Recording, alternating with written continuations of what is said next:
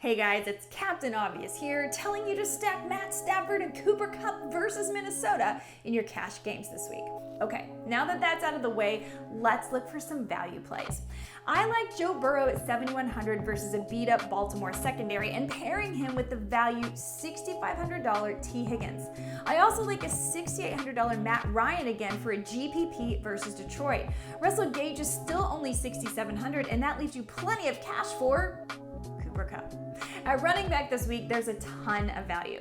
It should be Madison's backfield with Cook on the COVID list, and he's only $5,500. Ronald Jones is only $5,400, and he's one of the only weapons left for TB12. And if there's no Austin Eckler, Justin Jackson is in a smash spot versus Houston at only $5,400. I just don't see any reason to spend up at the position this week when Javonte Williams, Josh Jacobs, CEH, and David Montgomery are all under $7,000. So save that salary for an elite receiver or tight end. And speaking of elite receivers, have I mentioned this guy, Cooper Kupp? You'll have to break the bank for him at only $9,800. So I also like the other Rams receivers, especially Van Jefferson at only $6,300 this week. I like Amon-Ra St. Brown for your Falcon stack if Jared Goff goes, because we need to send some points back there.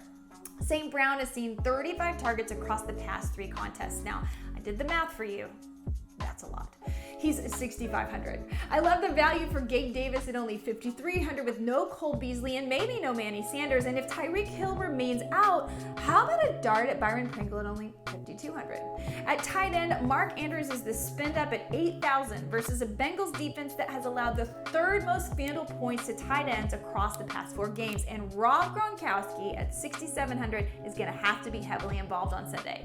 In case you hadn't noticed, I'm betting on Tom Brady taking out his wrath on Carolina instead of a tablet this weekend. I'm using at least one Tampa Bay stack with DJ Moore coming back the other way. And finally, for a value play, I'm taking Cole Kummet, who's emerging as the #1 target in Chicago at only $5,000.